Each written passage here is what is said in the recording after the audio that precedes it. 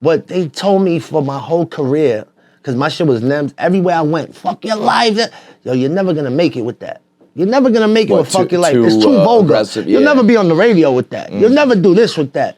If I would've listened to them and changed it up, this moment wouldn't have happened. Right. You got little fucking Nebraska kids yelling fuck your life. You know what I'm saying? Like, welcome to the Kevin Clancy Show. I've been in this game over a decade, and I knew I needed a place where I could run wild on my own solo podcast, where I tell personal stories, I deep dive into conspiracy theories, we rip through the current events of the day, and we do sit-down conversations with the most interesting people on the internet. Make sure you click subscribe so you don't miss an episode. We're recording right now? Yeah. I just got a text from my mom. Mama KFC. Just had both her knees replaced. She texts me, guess whose car I'm in? Like, what the fuck does that mean? Why are you in somebody else's car, Ma? She goes, I'm in Big Pussy's car. Big Pussy from The Sopranos lives right across from us in City Island. And somehow, for some reason, she's in the car with Big Pussy. What? What, Ma? She's a cartoon character, man. I can't wait to find the explanation on this one. I bet she ventured out with her busted legs, got too far from home and couldn't get home and needed a ride back with Big Pussy. It's like, hey, can you drop me off at home too? Unbelievable. It's another episode. It's another episode of the Kevin Clancy Show. What are we at, Nick? Phase 3 of the Spite Tour, episode 7? I was going to say 5 or 6. Holy shit, it never changes. I mean, this is ridiculous. The neighbor's house basically burned to the ground, and our car was stuck behind the fire engines. What? We needed a car to get to my doctor office, and Big Pussy said we could use his. What a guy! But what's going on in the neighborhood, Ma? The houses are burning down? What is happening? What? The neighbor's house burned to the ground? Yes. My God, Kevin. Which neighbor? So now you're driving in Big Pussy's car? Yeah. We got in a nice ride. I was gonna say, he's gotta be pushing a nice Mercedes or something, right? Wait, so he's driving you, or you're driving it? No, he was going to drive. Oh, that would be absurd. You're not gonna be able to go back to the Chrysler life or whatever it is you're driving. Got a taste of the good life. All right, well, good luck with that. Talk to you later. There was almost the possibility that Big Pussy was gonna drive my mom. Not even like, here, you can borrow my car. He was gonna drive her to her doctor appointment, and then he was like, well, wait, can you drive? She's like, you must think we're 110 years old, like we don't know how to drive. Oh I swear to God, it's just... Is everybody's life preposterous? Yes. Is that it? Is everybody's life absurd? Sometimes I'm like, is this how everybody lives? Or is it just something patently ridiculous every single day of my life? Big Pussy's car. Outrageous.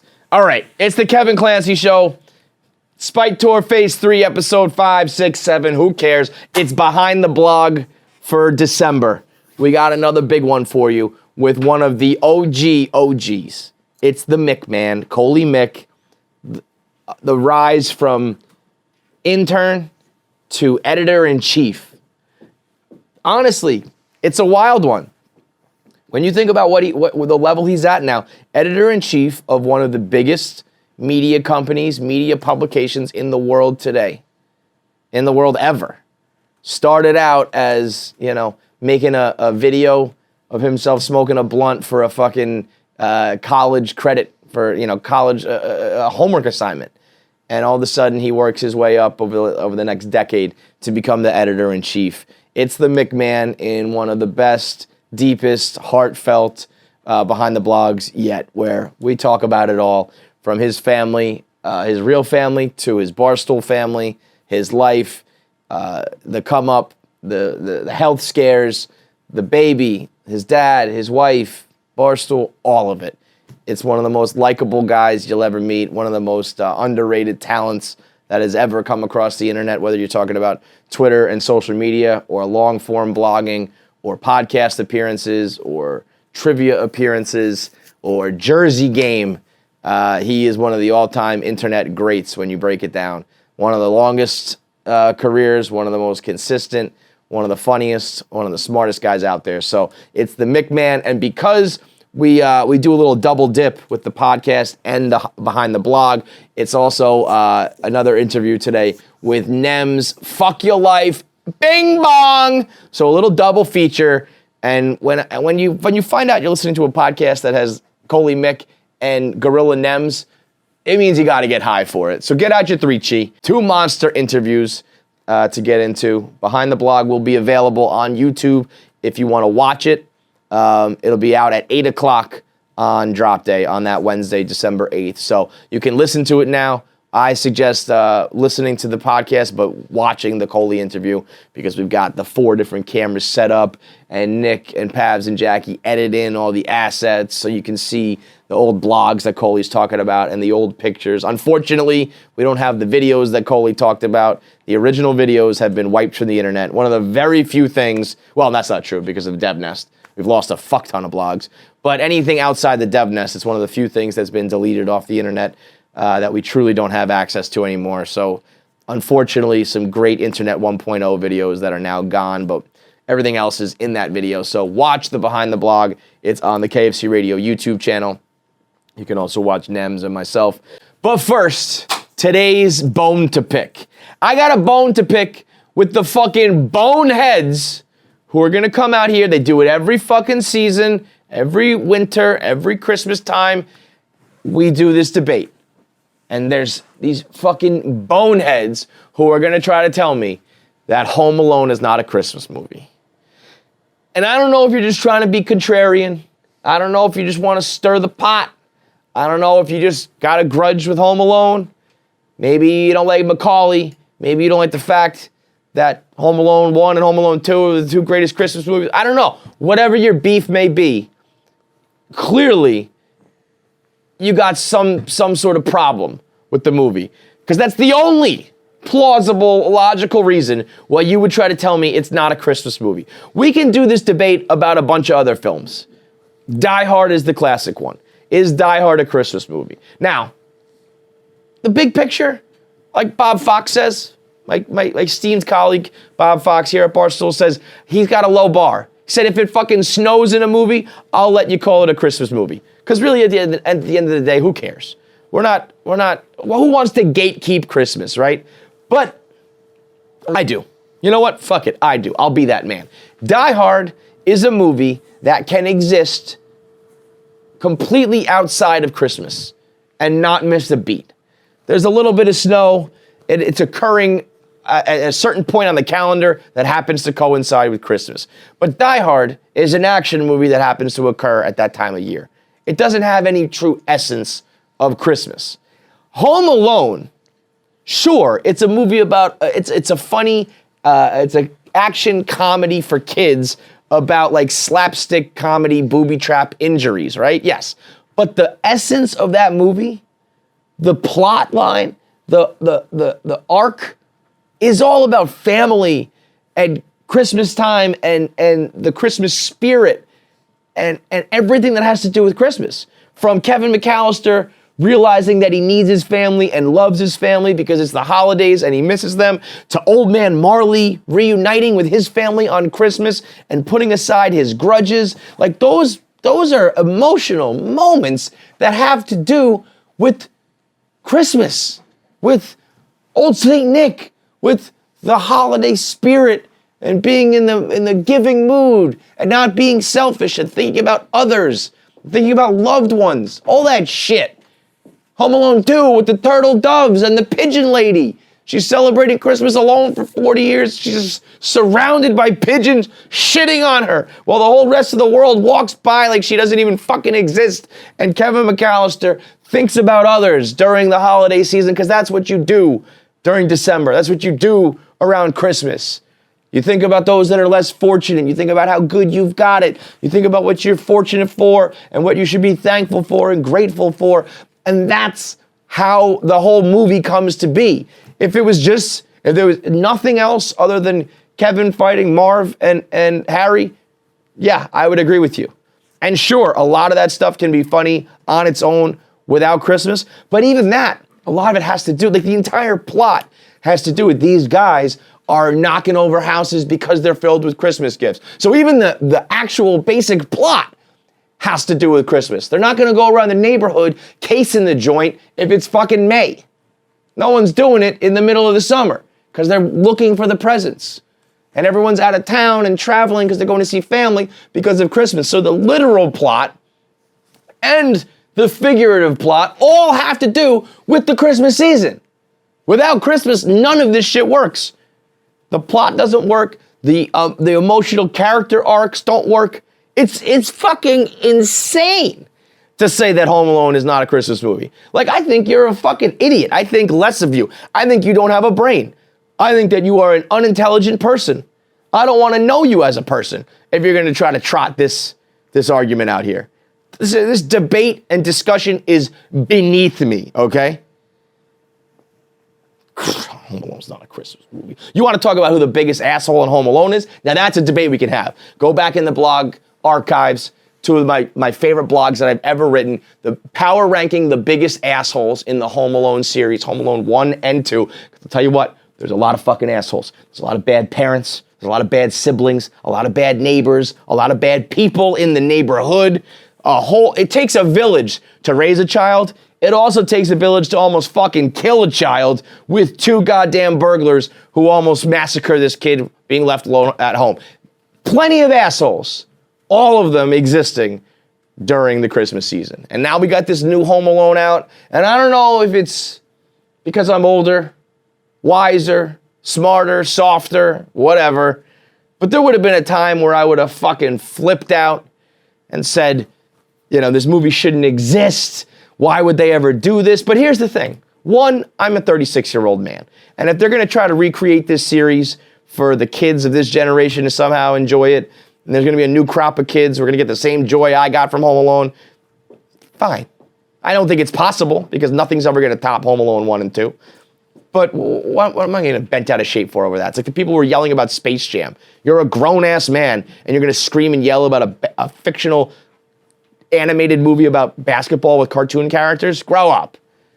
Also, how can you get bent out of shape about, what's the new one called? Home Alone? What's the new fucking shit called? I don't even know. Whatever the new Home Alone movie's called, you're gonna get bent out of shape about that one when Home Alone 3 and I think 4 already exist? The series has already been tarnished, if you will. If you're worried about the legacy being ruined, too late. It's already happened. The kid from Liar Liar was in that movie that totally fucking sucked with those like foreign assassins. That was crazy. That Home Alone was like Home Alone meets like The Long Kiss Goodnight. That was fucking preposterous. You know that's the only Home Alone I've ever seen? Ah! What? I've been hiding that from you. You're fired. I've been hiding that from you for 2 years now. It's one thing to have not seen Home Alone 1 or 2.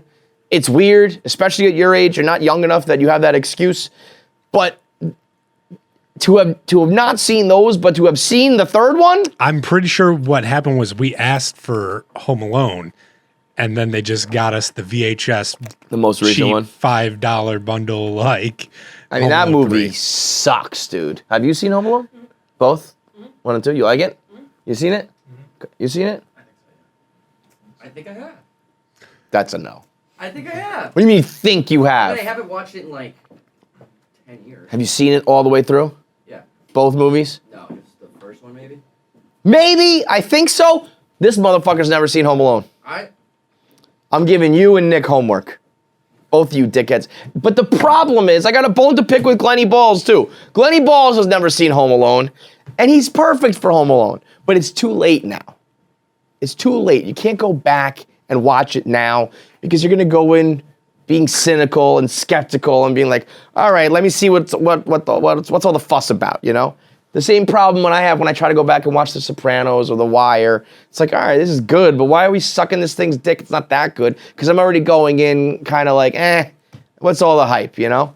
You missed it. You missed the boat. It's a great movie. It's a fantastic flick. I tried to watch it with my kids. I couldn't even do it because they're still too young, because the action doesn't start till 1 hour and 6 minutes into the movie because they're building the plot and explaining what Kevin's like and showing him on his own and showing out what kind of kid he is. Before we even get into all the slapstick comedy, there's 1 hour and 6 minutes of world building by John Hughes and Chris Columbus. Brilliant film. Brilliant Christmas film. I don't even know where I was. Oh, yeah. So you want to go watch the fucking new one, God bless you. But Home Alone 1 and 2, greatest Christmas movie of all time. Absolutely, without a doubt, a Christmas movie. And we can debate the greatest assholes. So we'll begin with Home Alone 1. I've seen this movie. Oh my God. I mean, it came out 1990 maybe? So we're talking 30 plus years. I've watched it several times a year, every year of my life. I mean, I've probably seen this movie 200 times, 250 times, realistically. And yet and still, every time I watch it, still just astounded by how big of an asshole some of these people are. Just from top to bottom, everybody can be a complete and total jackass, almost letting this 8-year-old child get murdered. So we begin, Home Alone 1, the biggest assholes, in no particular order, but just from throughout the movie. The old bitch in the drugstore selling him the toothbrush who yells at Jimmy. Fuck that old bitch. If there's one person who should maybe have the instinct or the sixth sense that something's wrong, it's perhaps this little child buying a toothbrush all by himself, asking if it's approved by the American Dental Association, all on his own, who then sees an old man, grown adult, in the drugstore and becomes absolutely petrified with fear. Runs away like turns pale like a ghost, freezes and runs, and you're yelling at fucking little Jimmy, the kid who's working there for the extra cash, probably on Christmas break. You're gonna yell at him to stop the shoplifter rather than realizing that there's a serious fucking problem with a child all alone who's absolutely petrified of the guy who everybody, by the way, thinks is a mass murderer. Maybe rather than yelling at Jimmy and the fucking security guard to stop the shoplifter, maybe you should, if you see something, say something.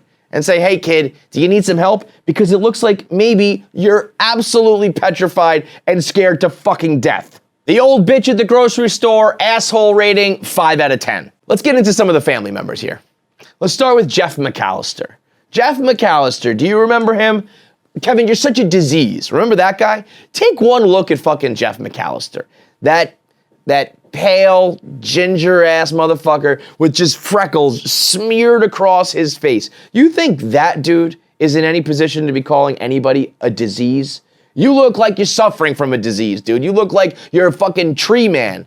The guy with the bark growing all over his skin. You cannot call a single person a disease, Jeff. You are a black mark on this entire fucking family. You are a ginger outcast. Cast no stones, you disgusting ginger fuck.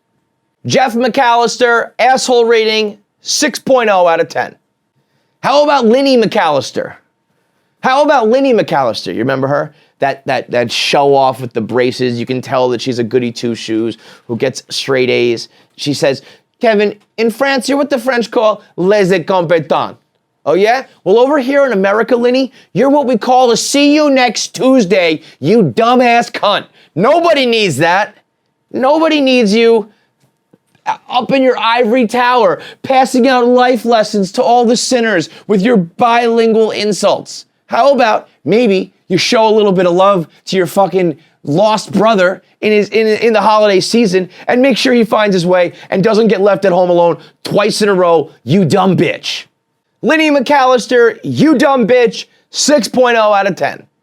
How about Sally, the checkout girl from the grocery store? One of the biggest Karens to ever exist. Karens before Karens were even Karening. If she had a short blonde bob, she would be perfect. Instead, she's a Karen sent back in time to 1990 to be a complete and total bitch to this clearly wayward child who was going through one of the most bizarre, preposterous, solo grocery store situations of all time. When has a fucking 8-year-old ever shown up to the checkout at the grocery store with a set of coupons, buying detergent and milk and orange juice and giving the coupons, and then he tops it off with the water balloons. And you realize something's up. Finally, someone in this movie realizes something's wrong.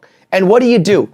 You just hit him with the 20 questions like a total bitch. Where's your mom? Where's your dad? What are you doing? What are your brothers and sisters? Where do you live? How about maybe, instead of being a total bitch about it, you have a little bit of bedside manner? How about you maybe help this child and follow up on your hunch that something fishy is going on here and protect this child and maybe stop him from going through a catastrophically, emotionally stressful, traumatic experience? How about that, Sally? You fucking bitch. 7.0 out of 10 asshole rankings. How about the Chicago police force? Let's go right to the cops, huh? ACAB, huh? All cops are bad, especially during the holidays in the Chicago suburbs, apparently in the early 90s. You gotta remember we're in a pre-9/11 world here. But Sergeant Ballsack, that's his name, by the way. I'm gonna hit you with some names you probably didn't know. Sergeant Ballsack, he's the guy who plays Bizarro Kramer. Yeah, his name's Balzac. Rose, that bitch who just is on the phone, the operator, just sending him around. And then Officer Devereaux. Real crack staff of officers you got here, Chicago. It's a CPD. I feel like Lori Lightfoot was probably mayor back then running this shit show that we have now. No wonder Chicago's like the murder capital of the world. Did you see how these assholes operated? They play phone tag with each other, sending poor Mrs. McAllister back and forth from department to department while they stuff fucking donuts right down their gullet the whole time. By the way, when Officer Balzac's on the phone and the donut falls on the phone, on the receiver, and he just sits there and talks, oh my God, there has never been a worse depiction of a cop. And I've seen body cam footage of police brutality shootings. Nothing compares to Sergeant Balzac when he's got donuts literally all over his mouth and sitting on his phone while he's talking to a desperate and emotionally scarred mother about her kid being like, yeah, whatever. And then they send Officer Devereaux over there. He knocks on the door like twice and he's like, yeah, gee, I don't know what you're talking about. There's nobody here. That's it? That's all you do? Once over, look around the house one time. You almost had a kid getting his fingers bitten off because of you assholes. 7.5 out of 10 asshole rating. How about the flight attendants basically all around the goddamn world? The only service people worse than the police department, the flight attendants from every goddamn airline from here to Paris and all the way back, man. Holy shit, can somebody help this woman out? There are no flights available? Fuck you. There's always a seat or a standby or someone getting bumped. Again, this is a pre-9/11 world. You could just stuff her in an overhead compartment for all they care. How about the fact that you let an entire family just run on a plane? Remember that? Remember how we even got in this mix? We had people just running onto planes, bum rushing the gate with no boarding passes. They were like, you know what, just go. Just fucking go. They let an entire family bum rush a plane, and now you're telling me we gotta follow all the rules and we can't find one seat for one woman to get back to her child who's about to be murdered by two convicts?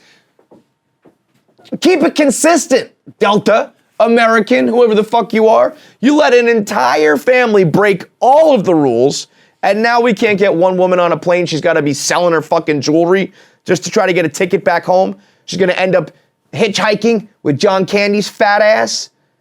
Inconsistent motherfuckers. 7.5 out of 10. How about the fake Santa Claus outside of his little hut where I don't even know, he takes pictures like a mall Santa? How about that guy? Just ripping heaters in the middle of the night, sees a child all by himself on the street and doesn't do a fucking thing other than hand him a Tic Tac. Like, out of all of the people who saw all of the red flags, it's the middle of the night, and this kid runs up on you, not only by himself, but says to you, hey, Santa, I know you're not the real Santa, but can you get a message to the big guy? I just want my family back. This kid is laying down before you, basically explaining he's familyless, and what do? You say, yeah, sure, kid, hold out your paw, I'll give you a breath mint. That dude, send him to prison with the wet bandits. That guy's probably got child porn all over his computer. We're lucky he didn't take Kevin McAllister home himself and put him in the fucking basement. He's got Jared Fogle written all over him. 8.0 out of 10. How about Mitch Murphy, the unsung goat of this whole thing? Mitch Murphy, with your fucking questions. What kind of car is this? What kind of gas mileage does it get? Where are you going? Are you going here? Well, my family lives there. Do you know what it's like here? Gee, kid, I don't know. Hit the road because you're about to have... Gee, kid, I don't know. Hit the road because you're about to fuck up this entire Christmas for the whole goddamn neighborhood because you happen to look like Kevin McAllister and you won't fucking go home. If it's not for Mitch Murphy rummaging through all the McAllister shit, hanging out inside their van, playing with their toys and shit, fucking up Heather McAllister's head count, none of this happens because they realize Kevin McAllister's not there. You want to talk about a Marvel moment, a what if? Some sort of alternate universe. In an alternate universe, Mitch Murphy's annoying ass is just sitting at home playing Nintendo. We all realize Kevin's not there. They go up to the attic and get him. Bingo, bango, no problem. 8.0 out of 10, Mitch Murphy. You fucked the whole shit up. Let's get back to the family. Let's cut right to the chase. The McAllister parents, Peter and Kate. Two of the worst parents to ever walk the face of the earth. As far as like suburban parents go, that raise like nice families, they're at the bottom of the fucking barrel. They have completely and totally given up on raising Kevin as a child. I mean, he's 8 goddamn years old. He has a couple rough nights. He's clearly he's got like baby syndrome. There's like 50 fucking kids running around the house. I don't know who's a brother and a sister, who's a niece and a nephew or a cousin. I don't know, Peter. Maybe you fucking pull out for a change and stop coming in your wife. Stop leaving loads everywhere and stop having 50,000 kids so that you don't even know who's on the fucking plane and who's not. Maybe if your pullout game was better, you wouldn't be leaving kids behind. And yeah, maybe Kevin needs a little extra attention because there's 1,000 people running around. Everybody's got their own agenda. Everyone's got their own life. Nobody's paying attention to Kevin. He has one bad night and you shove him up in the fucking attic like he's Anne Frank. What kind of parenting is that? Oh, and did I mention Peter McAllister and Kate McAllister created Buzz McAllister, okay? Anybody who can combine DNA to create that fucking monster, absolutely disgusting people. Just bottom of the barrel parents. 9.0 out of 10 assholes, which brings me right to Buzz McAllister. 9.5 out of 10. Buzz McAllister, one of the biggest assholes to ever walk the planet Earth. Just an absolute grotesque human. Doesn't even make sense. I guess him and Jeff are the fat, disgusting, redheaded stepchildren of the family. He's pale. He's gross. I don't believe for 1 second he ever had that girlfriend. Granted, she was gross. Little trivia for you. You know, that was actually the director's son dressed up as a girl for that picture because they didn't want to actually put a fat, ugly girl in the frame and make fun of her, so they had a boy dress up like a girl so that it wouldn't be bad, which if you did that now and today in 2021, would probably be even more fucking, insensitive. But anyway, I digress. Buzz McAllister, the kid had a fucking tarantula for a pet. Buzz McAllister was one bad week away from shooting up the school in Chicago. No doubt in my mind. The ultimate bully, big fat kid who was just bullying his little brother around, telling ghost stories about old man Marley, scaring the fuck out of him, letting his tarantula run around, screaming at his brothers, just an absolute dickhead. The fact that he was even allowed on the family trip after that whole pizza stunt, think about it.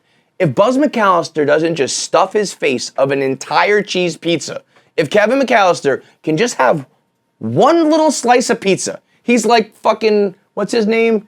Tiny Tim, who's just like begging for food around the holidays. If you just left him one slice of pizza, he doesn't attack Buzz. Buzz doesn't spill the food, doesn't get all the boarding passes all wet. Kevin doesn't get sent to the attic. It's all because you didn't feed him dinner. Buzz and the parents, just feed your son and none of this happens.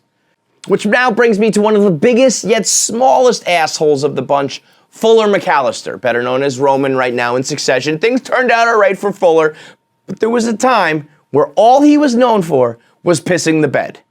And the whole family was simply okay with that. And so was he. He sat there chugging his Pepsi, raising his eyebrows, just intentionally setting himself up to piss the bed.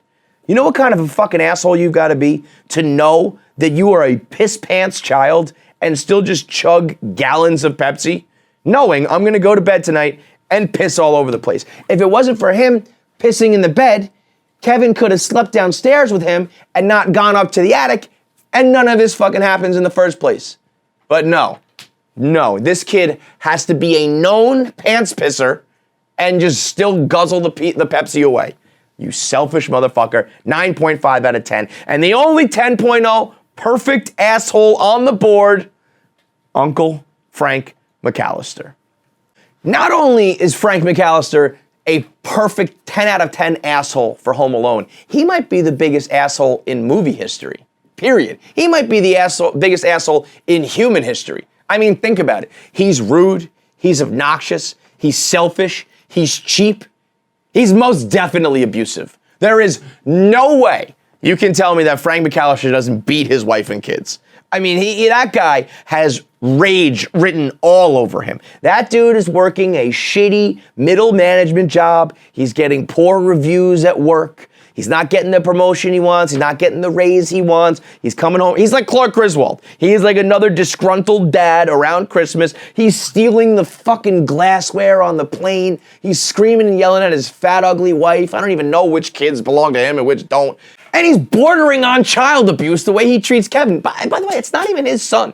If my uncle ever talked to me the way that Frank talks to Kevin, I would hope that my father would step in and be like, hang on a second, pal. This is not even your fucking son. But oh yeah, Peter McAllister, he's a bad father, so he's not gonna do that. Fuck you, Frank, you abusive asshole. Perfect 10 out of 10 ranking, the biggest asshole of them all. There's a million others. Kevin McAllister is an asshole himself. Top to bottom, everyone in the movie is an asshole.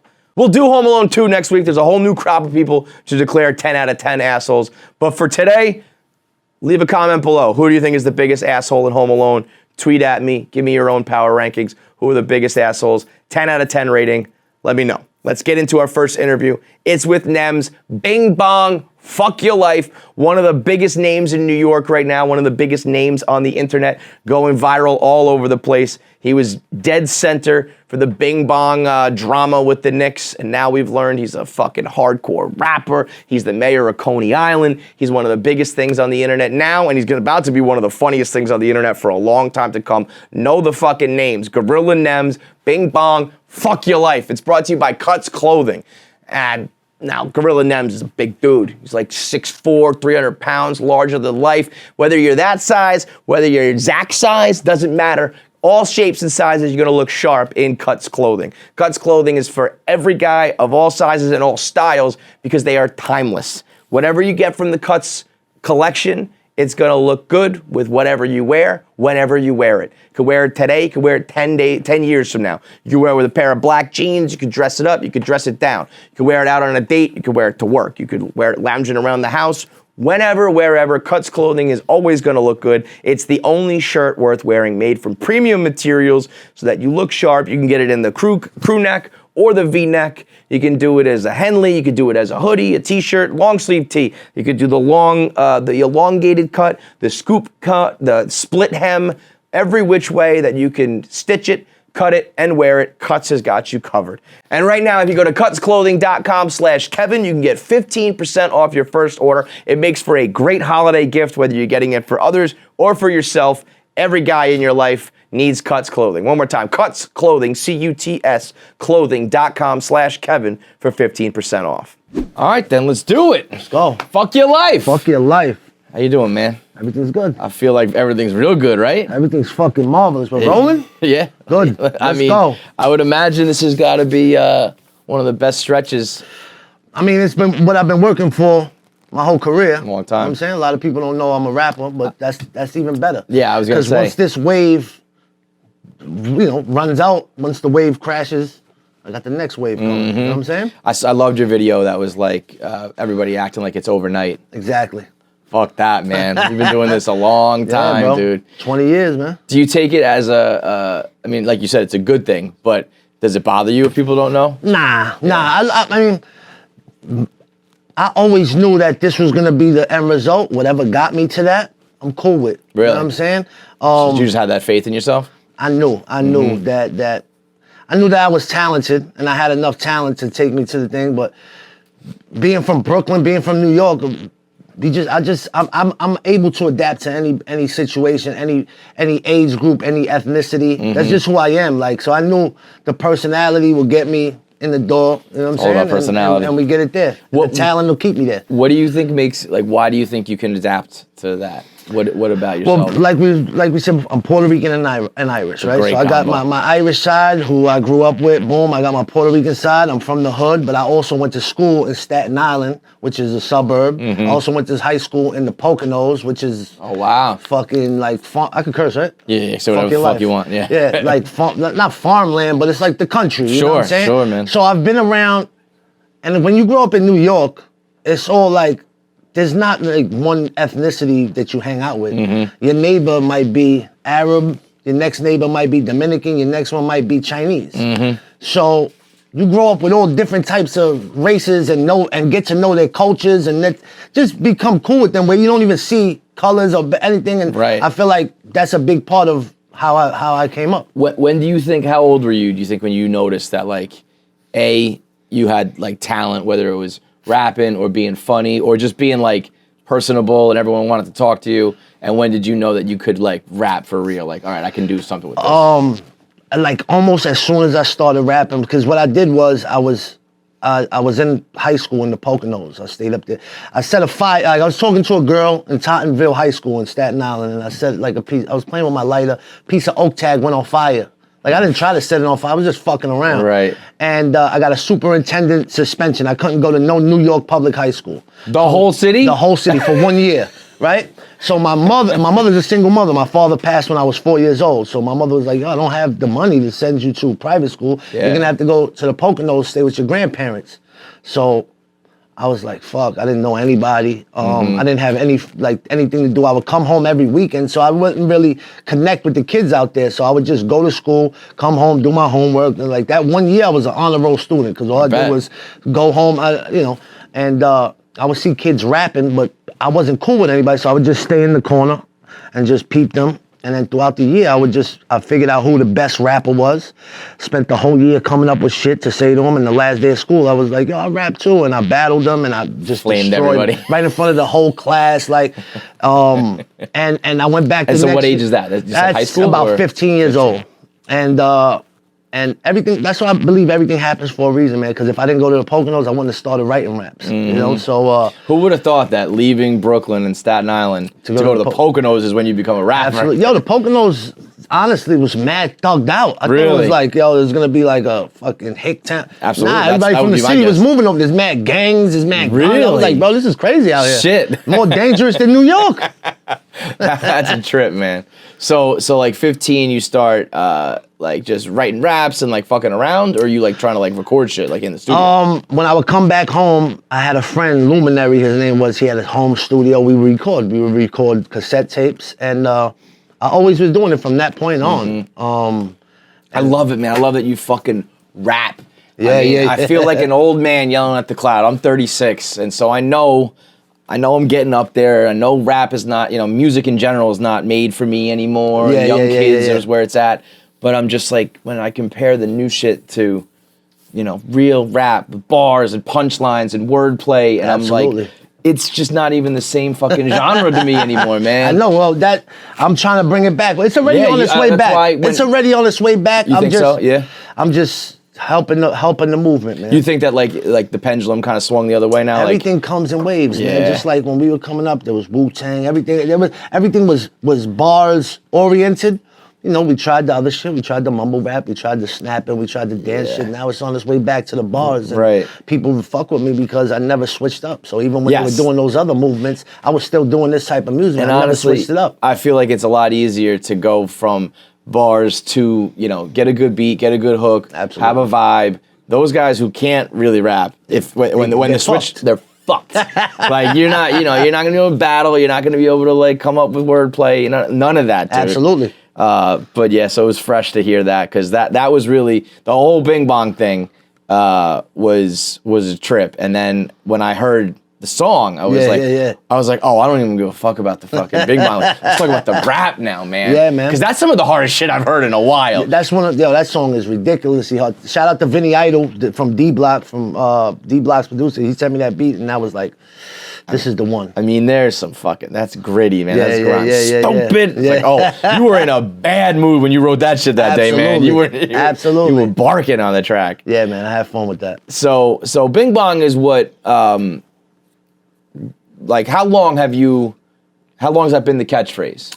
I would say probably since the beginning of this year of 2021. See, what it was is like, somebody was asking me yesterday, yo, you got that from the train? I was like, I said, you hear that now with the train because it's a popular phrase, but you hear the train, it could be ding ding, it could be fuck you, you know? If ding ding was the popular phrase, oh no, you got that from the train. But in rap, you know, like, yo, check this new shit out, bang. You know what I'm saying? Yo, I'm over here, bang. You know what I'm saying? And one day I was feeling fucking funny, and I was like, yo, check out, this is the new merch I just dropped, bing bang. You know what I'm saying? And then people started, but not like aggressive. I was like, bing bang. Yeah. And people started hitting my DMs and laughing. I was like, oh, you got something. The next week, yo, this is the new merch at FYL just dropped today, bing bang. And then it just started taking off. And then the Side Talk kids came, hit me, and you know, from I would always put on my story, me and Coney Island, and I mess with all the people like Byron, there's another one, Ivy, all the people, I treat the people the same. I joke, just like I joke with you, I joke with them, you know what I'm saying? I treat them just like regular. I don't care about this situation, what's going on. Like, I don't look at them less than because of their situation. I treat them equally. So I joke on them too. And then they seen that, and they hit me up, and you know, it just fit well because they got the train thing, bing bong, and then Well, that's funny that it does fit the train because it does sound like, and that's so New York. Yeah. And you're so New York, and it's so funny that the shit that catches on. Where it's like, again, you can be writing like meticulous raps, absolutely, trying to come up with the perfect words and punchlines, and then bing bong is the thing that works. People love simple, you know, 100%. Simple. It became so it became the Knicks thing, but now that shit is. That's just New York now. That's what I mean. Like but it's everywhere, bro. Everybody's. But there's something, you know, again, the simplicity. But it is the train. It is now the Knicks, absolutely. And the Knicks are, even if like the Knicks are New York. The Knicks are the one thing. You know, if you're a Mets fan, you hate the Yankees. Yankees hate the Mets. Jets, Giants, always button heads. And now the Nets are around a little bit, but not really. New York is the Knicks. You know, 100%. So that's why those videos were going so viral, and that's why everyone was so pumped in the streets. But Bing Bong ends up being the thing that like. But, like, so, you know, everyone's like, oh, you know, that's the thing that gave you a break. And it's like, I've been doing this for fucking 2 decades, man. But whatever gets me to the finish line, bro. Absolutely, you know what I'm saying? Well, what do you say is the finish line for you? Well, I mean, the finish line is me sitting in the old age in a humongous mansion, billionaire, from all types of venues, not just music. That's the long haul. And this is just the beginning to me. Man, when I heard Bing Bong, I was like, okay, like I said, this is like real rap. Love this shit. But the first time I watched Don't Ever Disrespect Me, I was like, man, I don't know if this dude's a better rapper or a comedian or a rapper. I just did a comedy show the other night. Did you? Because you got the comedic chops for sure, I was scared they said, yo, come to the show. I said, I'll grab the mic, I'll host, I'll just roast people in the audience. And when I got there, I was like, fuck, I don't know if I could do this. It's a different game, right? I thought it was just gonna be like, see, when I go to shows, rap shows that I do, I don't rehearse. I know my shit. You know what I'm saying? And you're not nervous. Yeah, at all. Just give me the mic, boom. When I went there, I was like, fuck, I might have to cancel. You know what I mean? I was mad nervous. And then I started chilling out, and I was like, yo, I'm just going to treat it like I was on the block, because that Don't Ever Disrespect Me shit just... That's all that is. It's just regular shit. I wasn't really trying. I didn't know it was going to be a hit. I just was fucking around, man, just like I always do. That's just me with my phone out. I do that regularly without the fucking phones or the cameras, and it just, it took off, and it's just become a fun thing. It's... do you do that, or like someone edit it together for you, or like you do it on the phone? I do that myself, but like, because it's like I just hang out on the block, and in Coney Island, we're on the avenue, Mermaid Avenue. People just pass by, and I just fuck with them, man. Yeah. What they don't see, because I usually try to make it a 1-minute clip, so I just put my joke, but you don't see the people. Some people joke back on me.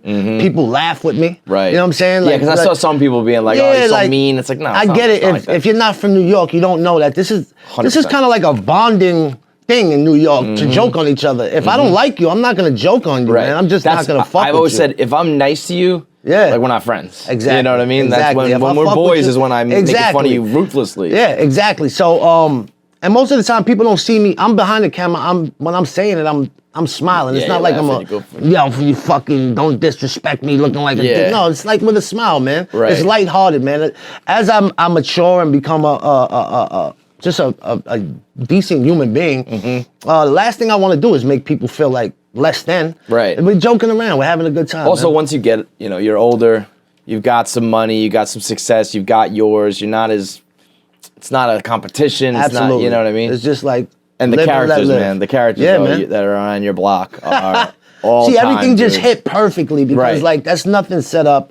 Everything just when it's meant to be, it'll be. Like everything dude, happens for a reason. Think about all that's everything that's got to go into it. Like from your point of view of who you are and how you bust balls and how you do it, right?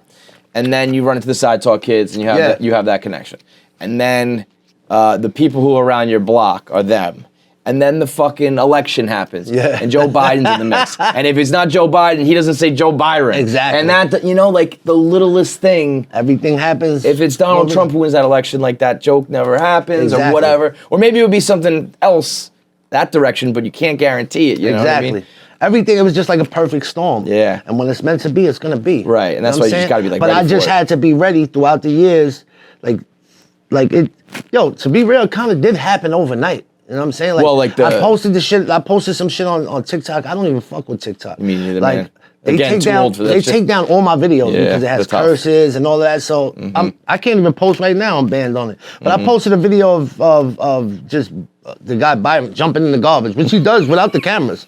You know what I'm saying? So I just was like, yo, go ahead. First time I saw that, man, I was like, what's he gonna do? Is he gonna jump like over Yeah. this or over that? Yeah. Just Right bow, into the belly garbage. flap in the Yo, garbage. Oh. So that shit brought me from like 2,000 followers to 500,000 on TikTok. Yeah, So, TikTok when it goes, literally it goes, overnight. right? But if I didn't put in this work for all these years to be this person and to build these relationships with these people, that one moment wouldn't happen. Right. You know what I'm saying? So how do you like? What's a day like? What's a day in the life of Nems? Like all these characters on the block that are walking by, you know them from every day, just hanging out. Like what's So, you wake up and do what? All right, so on, let's say it's a day where I have absolutely nothing to Yeah. do, which is rare these days. But I bet. let's say I wake up, have my coffee, fuck with the gram, I just check, bullshit, talk to, return whatever messages, and I'm like, all right, I ain't got nothing to do today. I'm gonna go to Coney Island because I'm from Coney Island. That's my neighborhood, born and raised.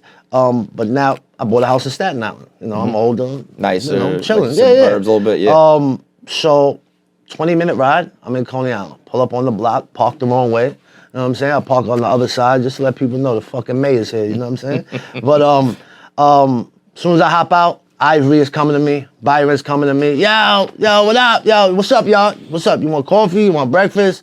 Come on, let's go. Just take a walk with me to this coffee shop. Yo, come on. Buy Yeah, I me feel like you coffee. take care of everybody, right? Yeah. All the time, bro. Right. That's the what you don't see on camera is I literally Mayor. besides that, I'm always giving them money. You know what I'm saying? I keep have cash on me all the time from the merch thing because my truck is also my pop-up shop. You know what I'm saying? Oh, so you're just selling right out back in the I mean, I truck. got the website, Right. fyl.nyc, but I also have my truck. I have a Denali pickup truck that I made the whole back my store. Instead of buying Dope. a brick and mortar spot, Very I was smart. like, I'm the brand. Wherever I'm at, people ask me for merch all the time. So I paid a nice amount. I got the 40-inch TV pops up. Yeah, I opened the drawers. They got a whole display for the hats. Wow. It's a whole thing. That's dope. And it's my store. So wherever I pull up, I pop the trunk, and it's the store. So the cash is, people buy cash, and so I make sure that they eat. I make sure that they're good. If they want to get drunk, I buy them a bottle. Like, who am I? If that's what you want to do with your life, do it. You know what I'm saying? Yeah. And I also, one thing I always let them know is like, when you're ready for help, because before all of this and the end result you see now, I was fucked up just like them. Yeah. I was on the streets. I was homeless. I was addicted to mad drugs. I was in and out of jail, in and out of rehabs, detoxes. I've been on that exact side of life that they're on. Right. So I know how it is to be there, and I know how it is to be where I'm at now. Right. So I make sure they're good. I tell them, yo, when you're ready to get help, if you want to change your life, I'm here. through, yeah. I was with, and they all know where I was at, and I let them know. When you're ready for help, I got you. But whatever you want to do now, you want a bottle here, go buy yourself a bottle. You want Well, because food? you can't do that until you're ready. I can't want it for somebody else. Absolutely. If you don't want it, it's not gonna happen. Fact, yep. So whatever you want to do, whatever makes you enjoy life, do it. I'll help you. Here's a couple dollars. Do you? So you're hanging out with them. I hang out film with a them. I couple fuck around, sell some merchandise. Fucking. Then I might hit the studio. Then I go home, and eat, and go to sleep. Yeah, man. It's such a it's like a simple life, but like a Absolutely. you know, but it's like it's not. It's a fucking Yeah. mobile business, and it's knowing all these people. And Well, that's on a regular day. I also have, well, I had my 9 to 5, man. I work What was for that? the Department of Sanitation, man. And you New York City done now? garbage man. Yeah, I just I'm resigning this week or next week. Oh man, Yeah, man. That's always kind of the dream, right? Whatever That's your the 9 to dream. 5 is. It's a little scary, to be Yeah. honest. But it is what it is. I didn't work this hard to have my shot now and Not like you can't get old. I cannot imagine me being 70, 80, God willing, and look back at life like I had the shot, but I had to work and I couldn't do it. No. That's not gonna And happen. now is the fucking time. Now's the time. Like strike Now's while the the time. iron's hot. 100%. And if you know something goes wrong, there's always you can fall back on hopefully regular Hopefully. jobs, right? Absolutely. But I'm not even putting that out there. We don't have to worry Yeah, about that because like exactly. man, like I said, like I've been doing it long enough where I've seen podcasts and videos and social media and shit. Absolutely. I know it when I see it. One thing I know when about hear it. me though is that I'm a hustler. Mm-hmm. Whatever, and not anything illegal. I mean, no matter what situation life presents, I know I can make $1 out of it. Mm-hmm. You know what I'm saying? Like I've always been like that, no matter what. So, cause like when you've been to the bottom, there's nowhere to go but up. Like Right. I've been in situations where I haven't had $1 to my name and had to literally ask and beg people for money. How And long ago was that? That was probably 12 years ago. So for 12 years, I don't drink, I don't smoke weed, Mm-hmm. I got my little vape pen. That's the last thing I was smoking cigarettes. So I mean, it's a decent chunk of time, but it's not like you know that crazy long ago. It's Nah, like you know you've been doing some listen, work in the last 12 years. I remember my last night fucked up like it was yesterday. I have to keep it green. You have to remember those days because if you don't remember the last time you struggled, falling right back. probably hasn't happened yet. You know what I'm saying? So you gotta was keep it some that true shit up rock front. bottom shit? Oh, dead rock bottom shit. Yeah. Like I was fucked up. Yeah, Yeah. yeah. Absolutely. Those moments where you're like you're scared, right? It's like It came to a point where I had a moment of clarity where I was like I was on I was doing mad drugs. I didn't smoke crack, I didn't shoot needles, but everything else I did, right? So I was on a 3-week run, right? Let's say. I had stolen a prescription pad from a doctor. So I was writing myself scripts. I was selling the scripts. So this pad had run out. So I'm on like 3 weeks. I haven't slept. I haven't showered. I would just use drugs those 3 weeks. Like sniff dope, sniff coke, smoke dust, took pills, everything. And this last night, I had like, maybe it was psychosis, maybe, I don't know, moment of clarity, divine intervention. But I said to myself, I saw myself from the outside looking in, and I said to myself, you could keep going like you're going, you're gonna be dead very soon, or you're gonna be in jail the rest of your life for doing this, because I was robbing people, I was going in and out of jail. You're gonna be dead real soon. Or you could stop everything right now and live your dreams. And at this time, when I did sleep, I was sleeping in project staircases, sleeping on the lifeguard chairs in Coney Island in the wintertime. Jesus. And You're on the beach in Coney Island sleeping in the winter? Bro, in the wintertime. God damn. Underneath the boardwalk and shit like that. And I went to Staten Island, to my mother's house, to her apartment, and I begged her to please let me stay there. I'm done. And she let me in. And from that day, November 3rd, 2009, I haven't touched anything. Wow, You know what I'm congratulations, saying? man. And, That's and dope. ever since then, life has elevated since then. It's one of those things too. It's like that's the you know you can talk about how hard it is to make it as a rapper or to be a influencer, Absolutely. or whatever, but that struggle and that grind is Once I got that accomplished, everything else is a piece of cake. Yep, Nothing. absolutely, man. That's you know I feel like a lot of times when you hear the most successful stories, there's a moment of rock bottom. Absolutely. Because until you have that, life's easy. You're a little bit cocky. appreciate nothing. Yeah, you don't You don't have. You appreciate. can't. You know, you don't have. I wake the- up in my own home and sometimes I just stare at the ceiling like, yo, I'm just grateful. Oh, man. good, right, I've woken right. up in jail cells like, what the fuck is Right. going on? Crying myself. Well, you know, when you go in the cells by yourself, nobody sees you. You start crying, man. Yeah. Like, what did my life become?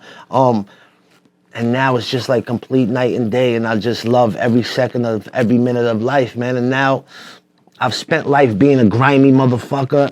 Now it's about changing that karma and doing the right thing.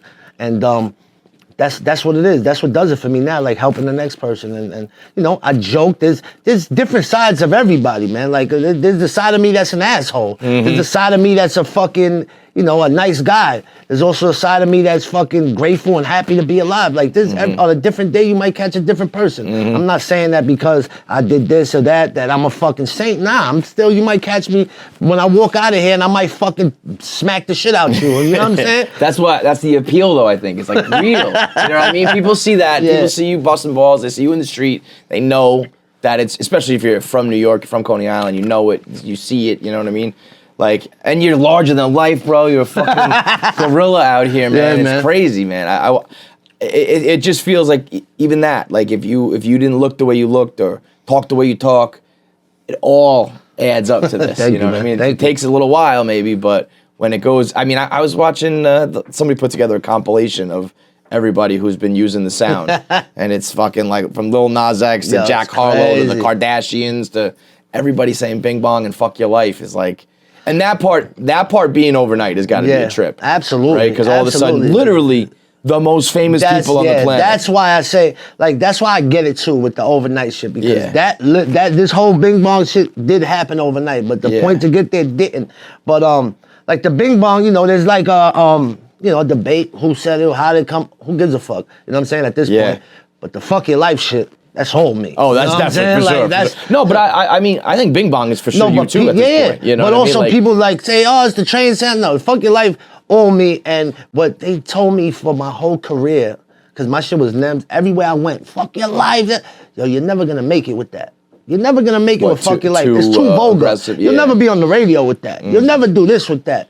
If I would have listened to them and changed it up, this moment wouldn't have happened. Right. You got And little you know what? fucking Nebraska kids yelling fuck your life. You know what I'm saying? Like, and maybe you would have had a little bit of success in the moment if you softened it, but it's not Exactly. going to be like this, you know? Exactly. And now is a time where people want to be screaming fuck your life, and Exactly. now it's more common and you can curse more and shit. Fuck your life is, Bing Bong's fun. Fuck your life is, because everybody wants to like let that one rip, you know? everybody feels like that at a Yes. certain time Right. in life. Like, if Right. you want to tell your boss that, you want to fucking tell your fucking wife that, you want Yes. to tell your husband that. It's always, everybody comes to a point in life where they want to just say, yo, fuck your life. You know what I'm saying? The Bing Bong was funny because that's what we do here is when a team or something in New York happens and it catches on, I'm riding the wave from talking about it to merch and all that. Absolutely. And so Side Talk puts it out, and then my favorite character in this whole thing was the dude who said it on the one that really popped. Yes. Because he had, and I don't know, do you know him or no? I have no idea who Yeah, it is. because he was trying to sell his own shit, and he said, to be clear, I'm not the Bing Bong guy. I didn't invent it. I was just the one who said it that one time. And I was like, that's So he DM'd me. He said, yo, let's do business. I said, I don't want to do business with you, bro. I made this shit. Yeah. You said it. You said something that I Right, created. right. He's like, but I'm not making t-shirts. I said, yo, I own it, bro. I got this shit trademarked. Right. I said, he said, yo, I'm not saying Bing Bong. I'm just saying, I'm making clothes that say Bing Bong Guy, yeah. I said, bro, I said, you know what? I said, I'm done talking to you. yeah. When I'm sure we'll run into each other one day. We'll have a conversation. Right. Yeah, When I have a that was conversation, I'm where gonna smack the shit out of him. That's it. Simple as that. I didn't invent Bing Bong. I just said it one time, but I'm trying to capitalize. But you know what? on it. I say I'm like, gonna okay. smack the shit. I might not. You know what I'm saying? I No, might yeah, see him. yeah, I might yeah. like him. That's Right. how life is. Right. But I know one thing is like, this is his 15 minutes of fame. You know what I'm saying? Yeah. Let him live. You know Everybody's what I'm saying? gotta, yeah. Live and let live. Like I'm enjoying the moment. I'm sure he's enjoying the moment. At the end of the day, man, it's making people happy. Yeah. You know what I'm saying? I think there's a lot more for you in terms of comedy and social media and all that shit. Yeah, 'Cause, yeah, yeah. I mean, I forget. I'm from New York my whole life. So Where you from? I'm from City Island in the Bronx. Oh, sorry to hear that. Oh, that's the fake CI. What do you mean fake City Island. Coney Island. Oh, CI. well, you know, it's not. Nah, not the fake. City Island, Listen, I fuck with City Island. Yeah, I was gonna say. City No, but I'm Island's saying they're real, both but- CI. Yes, No, I yeah, was yeah. in a college party when I was younger. A bunch of us running and we like, yo, CI. Some kid, it was in Long Island. Guy was like, oh, you guys from Central Islip? It was like, what? Now, Coney Island, motherfucker. No one is confusing CI for Central Islip. Fuck that. Now, City Island's a weird place, man. It's this little rock, like isle. It's a mile long, man. It's like the land that time forgot out there, dude. but I'm used to characters. I'm used to, Absolutely. like you said, people of all races, people of all sizes, styles. You know, people who are tweaking, people, you know, everything. Absolutely. And so I'm like, you know, I think you're very captivating, but I'm also like, I've seen this type of shit before. Absolutely. You got to think about like the dude on the internet in fucking Idaho Yeah. right now who's watching your videos and being introduced to the Joe Byron people of the world, just being like, what the fuck is this? I remember when the Jersey Shore first came on TV. Oh yeah.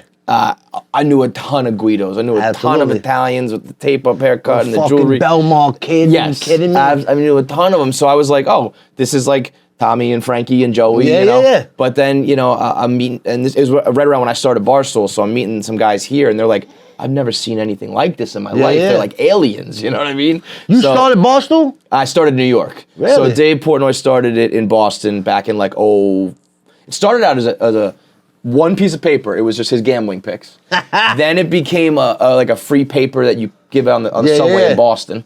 And then his fans who were reading it, one of his fans was like, we should put this on the internet. And he set him up with a blog. And then in 2009, he wanted to have different cities, like little satellites. And he said, the first one I want to expand into is New York. Absolutely. So I sent him, I was an accountant, dude. I was like going to do finance out of school. I went to Fordham in the Bronx. I'm doing accounting.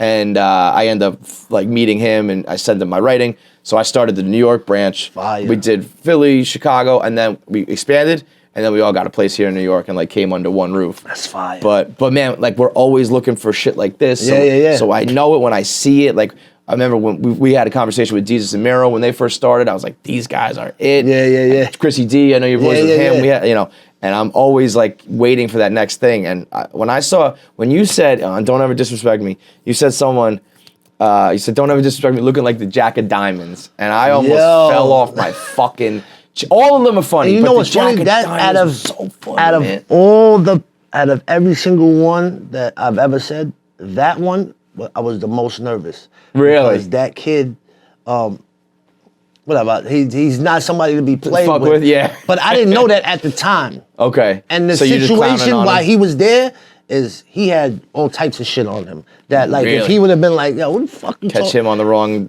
day. It it's a wouldn't have problem. been a good look. Yeah. You know what I'm saying? But I didn't know that till afterwards. But I kind of had an idea, and I was like, fuck it. It's too good of a joke to not do it, bro. That's so funny. You know what I'm saying? Like, I'm a slave to the joke, right? I'm putting my fucking life at risk for you hear me? To make you fucking smile. It's a little different for me, but honestly, in a internet way, like Barstool. When I started, we could say whatever we want, man. We used to let it fucking fly. Mm-hmm. And now, obviously, times have changed. You can't say- Absolutely. I also got more to lose now. I got kids, I got bills. But there was a time where it was like, let it rip. Absolutely. And so when the jokes present themselves, it's so hard for me not to do it. When you know you got a fucking winner, you know? Absolutely. But I also feel like 9 times out of 10, 999 times out of 1,000, you could probably let it rip and not, you know what I mean? You're handling yourself, Absolutely. right? And everybody knows it's all good. my shit is fuck your life, bro. Somebody was telling me some about canceling. I was like, bro, my shit is fuck your life, bro. There's no canceling that. You know what I'm saying? Like, you can't cancel. Oh, no yeah. fuck your life. I would I'm venture sure to I guess. can be, but, that whole culture, bro, is mad pussy. Get the fuck out of here. You can't be canceled if your fans are bigger or more loyal than the mob is. Exactly. And you can't be canceled if you just don't give a fuck. Right. Honestly, that's what I've learned too. I mean, they haven't come after me like they've come after me a decent amount of times for various shit. Yeah. And the less you react, the less it's the people who delete their account or put out a press release or whatever. They're crying on, it's like, well, now they know that they got you and they just gear up. 100%. Where if you just say, I almost want to see someone try to cancel you and you just say, fuck your life. And they're just like, wait, what? No, wait, no. So are you a Knicks fan? Are you a sports fan at all? I'm a Knicks fan. Yeah. But the two sports I really fuck with, I fuck with football and MMA. I'm a big, MMA is the one sport that I could go home by myself on a Saturday night and just sit home by myself. I just UFC. went to the Garden for the first time. I was at that first time I've ever seen it live. I love We got that hooked shit. up, so it was like really nice seats. Yeah. I was like, this is something on another level. I love man. it. That fucking Gaethje and fucking Chandler fight was amazing. Yeah, dude. And when I go, I sit at the front. You know what I'm saying? So I don't care. I'll spend $1,000 on two. My friends don't want to do that. Bro, sometimes I go by myself. Yeah. I don't give a fuck. I love all that, That's man. one sport I go You to can go by by myself. yourself. Yep. I won't go to a football game by myself, basketball. MMA, I go to by myself. Yeah. UFC, I fuck with heavy. Yeah, man, that is some because that's also the stories behind those guys are similar shit. Where Absolutely. a lot of them hit rock bottom, and a lot of them like put it all on the line. 100%. It's you know, whether it's music, comedy, fighting, whatever. If you don't just follow the regular path, you gotta like just take your balls and fucking jump. Absolutely. You know what I mean? 100%. It's what's next for, like, you think rap is the focus right now, or comedy, or social media, or what? Like, Social media is like always gonna be there. It's like Yeah. the platform to get the next thing out. But I would say music and comedy together. I want to try to set something up where I hit every city, host a comedy night one night, the next night do a rap show, the next night do a fucking merch pop-up shop. So I have a guerrilla weekend in every single fucking city all over the place, man. I mean, that's a rare combo that we can do. It's funny though. I've always thought of rap and comedy kind of go hand in hand, because of punchlines, and you got to be like clever and funny and smart. But a lot of these people are see, that's the thing. A lot of people are not authentic, and I'm not saying all rappers are, but a lot of people just are not personable. Yeah. Some people are fucking. It takes a lot to get on with the music and everything. You gotta have talent, hustle, grind, and perseverance, because there's a lot of fucking sacrifices you make with this music shit, man. I also think, especially in the rap game, it's like you want to have a story. You come from the streets, whatever. You do some of this, you hustle. But then also you got to be a businessman when the time comes. You can't be a fucking. You're not on the corner anymore. Now you got to be like in the boardroom, you know. Absolutely. So you got to be able to do both of those things. It sounds like you kind of know how to toe the line both ways. Have to, you know. Yeah. And I learn as I go along, bro. Yeah. You know what I'm saying? And you know, sometimes I'm never scared to take a loss, bro. You learn so much out of taking losses. Can't fucking be scared. Did you battle a lot? Hell yeah, I was this shit for Fight Club. It was the first battle shit ever. I was the all-time champion. Really? 25 wins and like 3 losses. Nobody was fucking with me. Because I feel like even in that too. That's how I first started rapping. Like, that's how I first got my name known. Is I was doing music since the beginning, but I also was like, there's an avenue to get my name known quicker, which is battling, and I just would do that. And I'm already aggressive and witty and funny with the music, with the bars, so it was just a natural fit. You know what I'm saying? And I would just kept winning and got my name known through that. We got a guy here who was a 2-time champ of King of the Dot up in Toronto. What's his name? Roan? You know Roan? Yeah, hell yeah. Yeah. And listen, when I look, see, I don't battle no more, but when I watch battle raps, he's one battle rapper that I was like, I wouldn't want to face him. He's not to be fucked with, because he's just like, he's not a thug. He's just assassin, dude. Bro, he's one person that like, I'm like, bro, I don't watch a lot of battle rap no more. I guess it's kind of like play football. You did it, you don't want to watch it. Yeah. But he's one that I watch and that I would be like, I don't know if I want to face. There's nothing you can really say to him that he won't hit you right back with. And he's very smart, so he knows, like, if you are gonna come at him, he knows what you're gonna say about him. Absolutely. And he doesn't, you know, he has this look that's like, you know, and then but he's fucking, he's great. He's mean, dude. Yes. I asked him once when I first interviewed him when he came here. I'm like, I asked him, and I guess I'll ask you this. Like, he said because he's a really nice kid too, a really nice guy.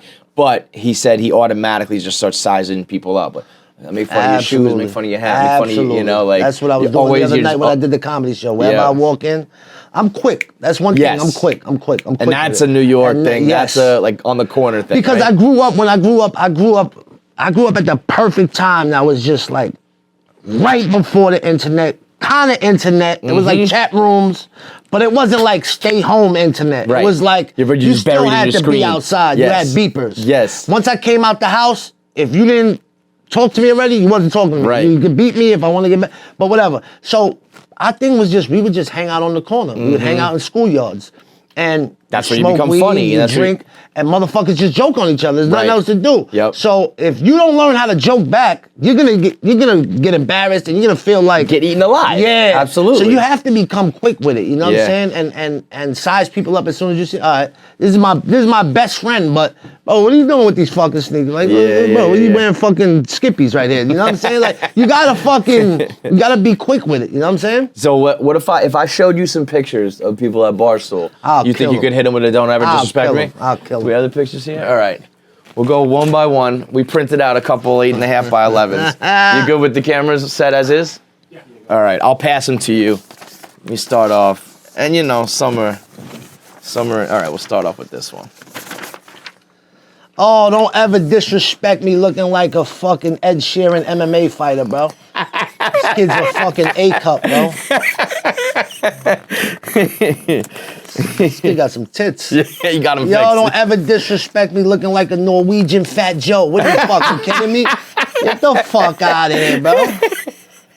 Oh, hell no, don't ever disrespect me looking like a fucking Nebraskan truck driving fucking NASCAR fucking enthusiast. Get the fuck out. Bro, don't ever disrespect me fucking, first of all, with the fucking Patriot shorts, but don't ever disrespect with the fucking muffin top, still looking like a fucking string bean. Get the fuck out of here. Oh, don't ever disrespect me looking like Lou Ferrigno's grandfather. Get the fuck out. Yo, You got a don't few ever more. disrespect me with a fucking crop top, muffin top, bro. Who is this, bro? He works here? Lil Sass. Fire this guy immediately, He calls bro. himself the king of New York, dude. That's the king of New York right there. Lil Sass. Lil Oh, Sasquatch. he looks like a lesbian. Look, I don't want to get canceled. My assistant's a lesbian. She's good. Two more. Bro, don't ever disrespect me looking like Fry from Futurama. The New York version, bro. He definitely delivers pizza. Last one. Bro, don't ever disrespect me with that rapist mustache, bro. Are you fucking kidding me? Who wears a green New Jersey? Don't ever disrespect me with a fucking St. Patrick's edition Jersey Devils hat, bro. Are you fucking kidding me? Imagine women. Imagine sucking this guy's dick. You're gonna look up and see that, bro. Are you fucking kidding me? Look at this guy, Chris. Yo,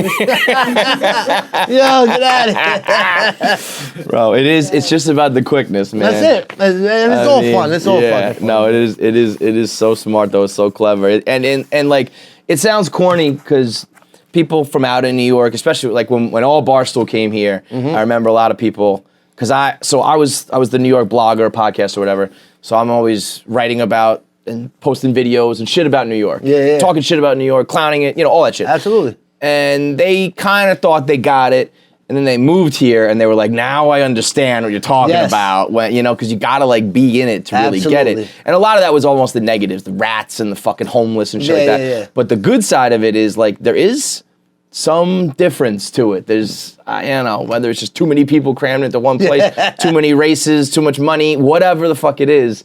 You see it all, so you're ready for fucking. Absolutely. Like anything that walks by in the corner, you're ready for because it's you've been killer. fucking We chirping just for making 25 fun years. of a fucking motorcycle that came out. It sounded like it was fucking running on bubbles. It sounded like I can't explain it. This shit we was dying laughing walking into the building. That's all we do is joke and laugh, Right. bro. That's what life's about. Enjoying life, man. Yeah, man. It's fun. You mentioned Fat Joe. That must have been a moment for you, right? He recently Fat said Joe's the fucking man, bro. Yeah, He's dude. a fucking legend. New York, especially as a Puerto Rican growing up in New Right. York, they held it down. Yeah. They held it down. So One of the most, while still being so respected, still think underrated. absolutely. Like I think Absolutely. that Don, even forget about like digging in the crates Don and all that shit, Cartagena. but that Don Cartagena album is Fire like album. no Fire. skips, front to back, 100%. unbelievable. That was man. the pun era when pun. Yeah. I feel like when people like, cause I've also had partners in music that like when somebody else is around you that makes you sharpen your sword like fucking and keeps you on point. It just ups your level of rapping because now you're constantly putting yourself. Because as a rapper, you always, even if you're on a song, you always want to be better than the other person. You want to be a standout. And when you're with somebody that's as nice as Pun was, you have no choice but to step your shit up Right. or you're gonna look stupid. Right, So that right. era with him and Pun is my favorite rapper ever. You know what I'm saying? Ever. Yeah. And what Fat Joe during that era was just amazing. And he's underrated, but look, There's what are you Ron. doing, Come jerk on off? in. What are you doing? Come on in. Who's that? That's Ron. Yo, Ron, fuck your life, bro. Don't ever do We were Yo. just talking about you, man. He was just saying, he's like, that's one dude. I don't know if I'd ever want to battle him, Yeah, man. That's fucked up. I thought you didn't know who I was, bro. Bro, I met you before. No, Get out of like here. there was a 2010 interview where you were like, Roan, never heard of you. Keep Bro, it's banging. fuck. That's just my catchphrase, bro. I know, It's I know. 2021. It's 11 years later, bro. You know the dude Lex Luthor stole your catchphrase. He Of kept course. on saying Lex, keep Bro, banging. yeah, bro. He fucking asks for my autograph every time I see him. Fuck his life. I was trying to drop off this dude. Man. What up, man? We'll be done in a little bit. Take guy. it easy, bro. Yes. Congratulations on everything. Thank you, bro. I appreciate it, bro. Go back to Philly, you heard? Get out of here. I feel like that's like a cosign. I mean, if you had to pick one person alive to co-sign you, it's probably Fat Joe, right? Fat Joe, absolutely, bro. Have you interacted with him, or he just heard you coming up? Before that, see, shout out to my man UFO Feeve. That's Fat Joe's one of his artists, and he's also Terror Squad. You know, he's a good kid. He's my boy, UFO Feeve. So he raps. He's mad good at rapping, and we just started running around together. Not even off the fact that he was fucking with Fat Joe, just the fact that I met him, we vibed, and he was mad cool. And one thing that was real about Feeve is that most people have that connect. Like, say if Jay-Z's your fucking, you know, if he's your boss or Fat Joe, they keep that to themselves. They don't like introduce you. You know Right. That's mine. That's my absolutely. connect. You know what I'm saying? I want to keep him to that's myself. smart. But one thing that Feeve was just a real dude about is like he didn't have no Spreads it. problem. Like Yeah. he spread the love. Like he brought me around Fat Joe, and Fat Joe would he saw me. He started watching how I'm seeing how I move, and was just like he started saying, "Yo, you remind me of me when I was younger." He told me a couple for real, times. yeah, I can and see then that. I met Uncle Dan, his uncle, and Rich Play, and I just got cool with the whole Terror Squad. Like. I wasn't with them every day, but when I would see them, it's all love, Respect, and they all would fuck with me heavy. Yeah. And then Fat Joe would follow me on the gram, and then he would see the moves I'm making every time. Yo, Nems, I fuck with you, yo. Fuck your life, yo. You remind me of me. And he would tell me that, and then when did that start? This was only like a year or two ago. Right. So it all kind of came But then he together did the episode on Rap City where they just was asking, yo, who's the new Tupac? Who's the new Biggie? Who's the new E40? And then they was like, yo, is there a new Fat Joe? And he was like, yeah, there is. Which is like the most, you know, to say that about yourself, you know, usually, especially in the rap game, absolutely. ain't nobody, like, you know, nobody's like me, but he Listen, had that, like. Even, like, I have a tough exterior. I don't cry a lot, bro. I might, in the last 20 years, I might have cried 5 times when my cousins died, maybe when I was locked up, but I'm not a crier, bro. When I saw that, I was driving, and I see my Instagram was going crazy, people tagging me. When I saw that, I didn't cry, but I came very close to it, because it was like, my eyes started watering. I'm not an emotional guy like that at all. No. So I was like, bro, what the fuck is going on here? But it was more like, validation, because I always treat everything like I'm still grinding and nobody knows me. I'm still with hustle. That's how I hustle. Until I get to the main plateau where I want, I didn't make it yet. So there's still work to be done. So when he said that, it was kind of like, let me take a step back and just like appreciate this moment. It's like somebody else validating all the hard work that you've been putting in. And that shit was the best feeling, bro. Did you have a moment where you ever thought about, you know, just sticking with sanitation, or like, fuck it, it's not gonna work, or I'm not going back to the studio, or any of that? Well, at those times when I was fucked up on drugs, I had given up. Yeah. I was like, yo. But once you got clean, have you ever thought waivers? Once I got clean, I was like, we getting this shit done no matter what. Yeah. No matter what, this shit's gonna get done. Right. You know what I'm saying? And I always knew, like, there's people and my friends, they might be surprised. I'm not surprised. Like, I always knew that this was gonna be the result, and this is just the beginning. I always knew that this was gonna happen. It just was when. You know what I'm saying? Sometimes you would start maybe doubting yourself. Damn, it's taking that long. Damn, I just hit 30. It didn't happen. Damn, but nah, fuck that. Fuck that self-doubt. Get that shit out your fucking head. If you there's going to be so many other people doubting you, so you can't doubt yourself. Exactly, you know? 100%. I was before you came in, I was watching a video. You walk in front of the roller coaster, and you spit a verse. Right? That's one of my realest verses. Not even on a song or nothing. Right. I made that strictly for Instagram. Yeah, no, but it's very real, and you talk about putting off regular, quote unquote, regular life for this shit. Yeah. Do you think that there'll come a time where you're ready to be like, all right, now I'll do a Mrs. Nems, I'll do Little Nems, I'll do family life? That's coming. I'm always, see, you know what's crazy is I've always projected things like, yo, I'm at this age, I'm gonna do this. At this age, I'm gonna do this, and it's just been happening. Like I was on track. On track. Yeah. I was like, yo, when I hit like 30, a little over that, I'm gonna start looking into buying a house. And it happened like that. And I've always said, like, yo, when I hit like around 40, I'm gonna start worrying about settling down, have some kids, and right now it's on track to hit that around that time. You know what I'm saying? Yeah. So yeah, man. I think it's all. See, I hear like the projection, yo, you got to put positive thoughts. That shit really happens without me even trying to be that way. it just happens that way. You know what I'm saying? And it's dope. Everything's working out. Is there anything that you got to change? Like, what are you gonna do right now in the next week, month, 6 months, year, whatever, to capitalize on this? Like, are you thinking? I mean, you would never do this, but some people would be like, all right, I got to get out to LA and be like in the scene. I was just in LA like 2 months, like 2 weeks ago. I did a show, sold out show. Yeah, but I mean, you're staying in New York, right? You're to live? Yeah. Hell yeah. Right, that's what I mean. Like, I ain't so like, going is there over there. anything you're gonna switch up or change, or you just keep doing you and hope that the public just recognizes? Why fix it if it ain't broke? Yeah, You know what I'm saying? yeah. Like I'm a New Yorker. Right. Wherever I go, I'm a New Yorker. So like, you got to keep your nose clean and keep doing shit. That's it. Just keep your head down, eyes on the prize, keep the blinders on, and that's it, man. I saw when you were on Chrissy D's show that story about the Indian girls who stole the fucking. Yeah. There's mad more stories like that, bro. That's all true. There's mad more. That's what stories you got to like do. That, bro. Is that's why I was saying like, start a podcast, write a book, do. It's like there's mad do shit though. There's mad cartoons, like whatever. Like you that telling cartoon stories. shit, I like that shit, though. Dude. Yeah, the Ed Sheeran MMA fighter does it. Yo, he that's fire. sits down, tells all his stories from crazy, just like drunk white boy crazy stories, and we have like little cartoon animation. Absolutely. You doing that shit, sticking up little Indian girls who turn the table on you and shit. Nems is a cartoon character. You're a real life cartoon character, bro. Absolutely. So do it the other way, man. I mean, I think there's so much you could do that is just like the tip of the iceberg. It's just about what you're gonna do with it. I mean, that's the plan. I'm touching everything, man. Let me just talk a little hip hop before you leave. If you, what do you think like your dream as a fan to watch versus matchup would be?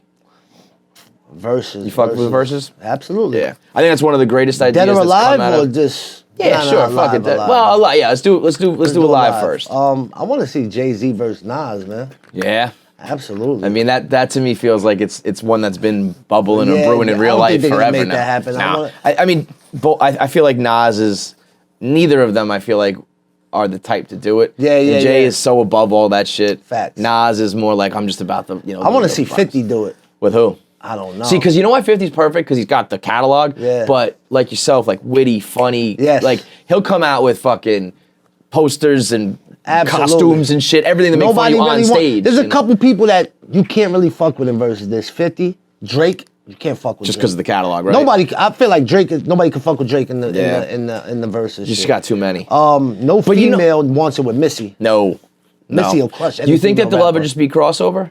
Because I know, I think people are like, there's nobody for Busta Rhymes, and a lot of people are like, it's because you're thinking of, well, yeah, there was a lot of that, but a lot of people were saying it's because you're just thinking about males. If you did like Busta versus Missy, versus Missy, like it doesn't have to be male, Busta's female. Crusher though, because Busta been doing this since he's got the old school, like new 30 school. years, bro. I know, he got Scenario and he got fucking. But that's why LL would be a decent a decent fight. People sleep on LL, man. Like because he became an actor and you see him on NCIS or whatever. Yo, you all right over there? This fucking kid just fucking shook up over here. Fucking kid. This kid just started Harlem shaking over there, bro. We gotta have you like. I caught the side of my eyes. I said, well, this kid's having a seizure or something? What's going on here? I would love to have you come through for a day at Barstool and just watch this place and roast this place, man. So many different characters here. All of them are so fucking pretend they're tough and they're all so sensitive. You would clown everybody here, man. It'd be very fucking funny, dude. He didn't think I called him. That's just funny. Yeah, that was great. There's no cameras over there, right? No, I wish we caught it. I wish we caught it.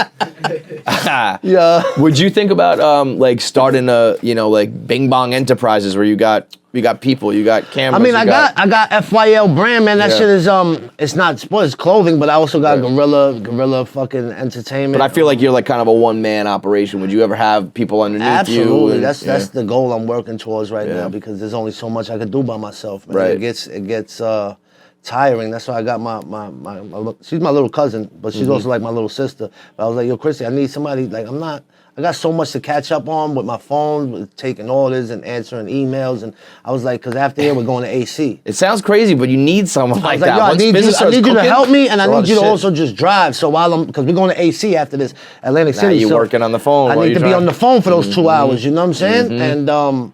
And now I'm just, throughout the last year or two, I've been fucking with different people like that been helping me in certain departments, but I'm also been mindful of like, yo, I'm gonna have to start forming a team now because I can't do everything. You know what I'm saying?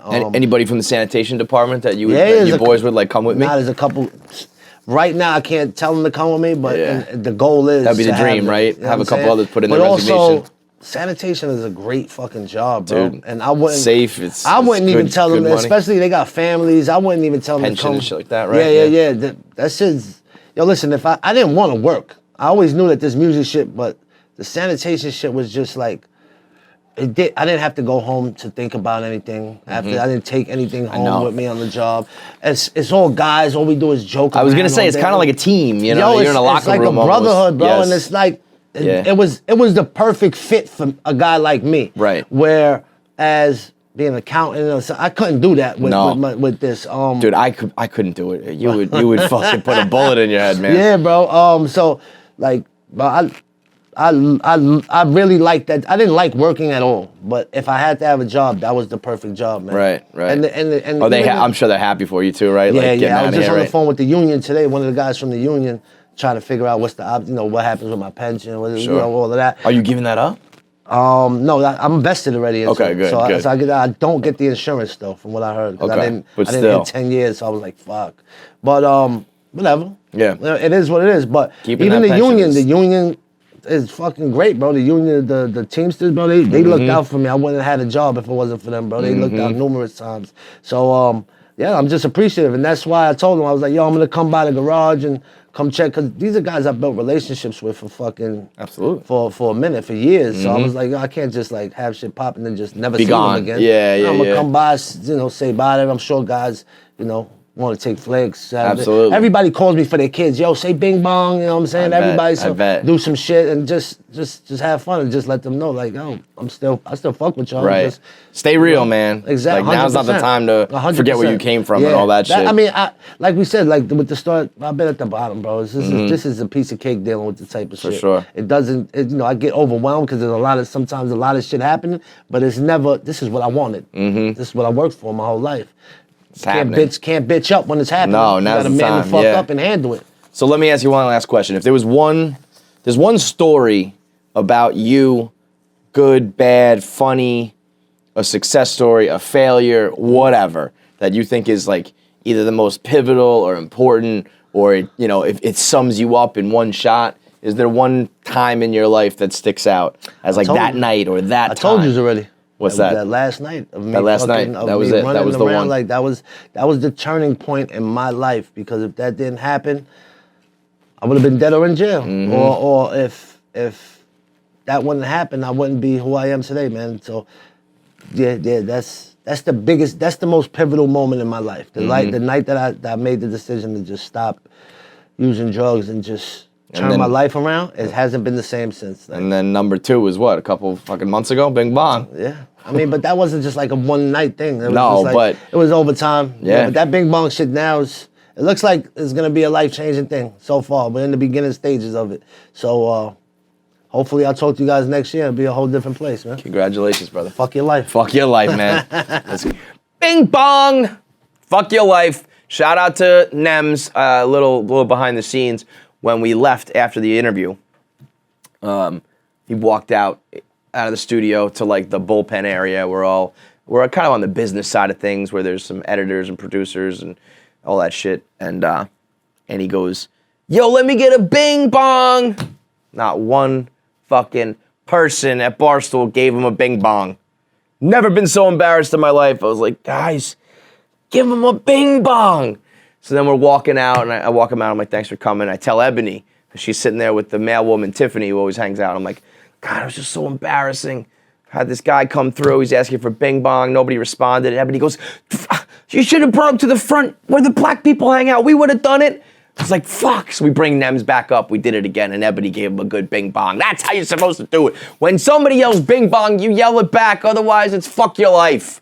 Now let's get into it. It's Behind the Blog, December edition, with the Mick Man, who is a new father, got a beautiful baby girl, because, as you know, you have a little sex, sometimes you can have a kid. That's how it works, right?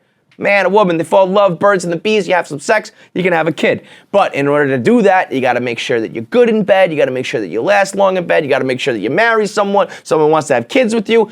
Basically, if you wanna become a good father, you wanna have a beautiful family, you gotta be good in bed, and if you gotta be good in bed, you gotta get yourself a Roman swipe. So really, at the end of the day, Roman swipes are what decide whether you have a big, beautiful family or not. How about that for a little butterfly effect?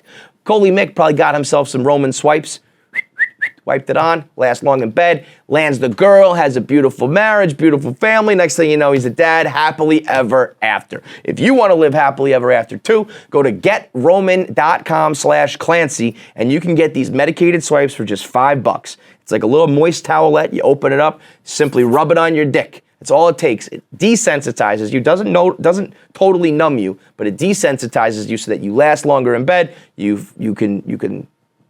satisfy her, she satisfies you, your sex life is great, your family life is great, everything is great. They also have medication for ED, they got hair loss medication, skincare medication, prescription strength, and as well as just regular supplements to make you live your best life as a guy. So go to getroman.com/Clancy, get your swipes for just $5 today, and you're on your way to living happily ever after.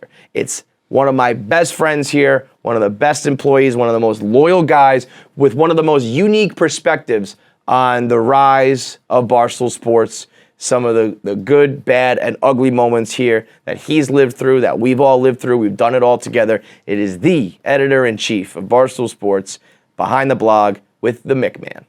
All right. Well, then I say we're ready. It's the Mick Man. Arguably one of the harder people to do this with, I think. Why? Because there's so much. Like, we honestly need like a 6-parter, 7-parter, 10-parter, you know? Honestly, when you asked me to do this, I was like, I don't know what I'm going to talk about. Like, yeah, I mean... What do? I do so, anything. Ryan... Oh, no, that's not true. But I meant from, like... Ryan Sickler is doing something with Joey Diaz where he's letting Joey tell his life story on... I'm Joey Diaz? Yes. You are Joey Diaz. We're setting the bar fucking high. Yeah, what? And Joey Diaz, they start the episode and he'll be like, all right, so it was 1972.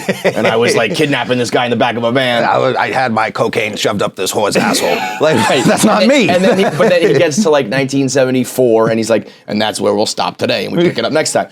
I mean, I could do that with you in your Barstool career. Everyone else that we've done so far in this new reboot has been new people or people where it's very obvious, where it's like, we're going to talk about this chunk of time, this Chicklets era, the Pardon My Take era, whatever.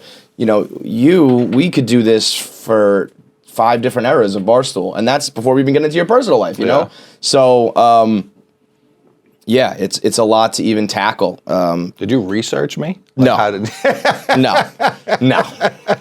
How could one even research the Mick Man? It's not even possible. I don't know what's out there. Who knows? Yeah. So, I mean, let's start current, I guess, and we'll kind of jump backwards.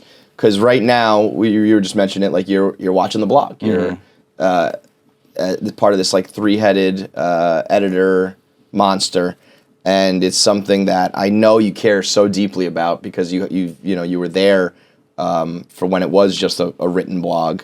But I also know that I felt bad in a sense, like the way in which you got the job is not how anybody would have wanted it, right? So it's like you achieved this thing, but under not ideal circumstances. Well, it was almost like seeing how when my time's done, is that how it's going to happen? Like, yeah, there was no joy. It was a joyless moment. No, that is true. When I came down last September, I was like I've always cared about writing. I went to college to write. I've been writing in newspapers and stuff like that since I was in 9th grade. Like that's all I've ever wanted to do. One of the best pure writers I've ever seen. Yeah, I appreciate that, Kevin. But when I saw like things were happening on the blog that was getting Keith in trouble, I was like, there's only one person watching this massive, like we're the largest publication on the internet that had one guy. Yeah. Like, which was wildly unfair. Not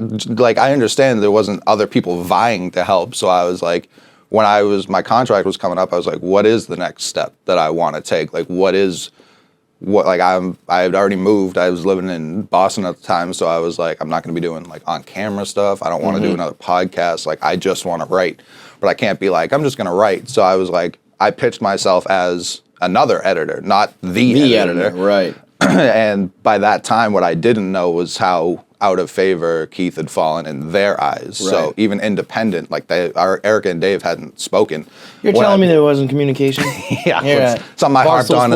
Something I harped on as well, which still is a little shaky. But I pitched it to both of them independent. They hadn't spoken, and both of them were both like, "We've been looking for a new editor in chief." I don't think it was a very active search.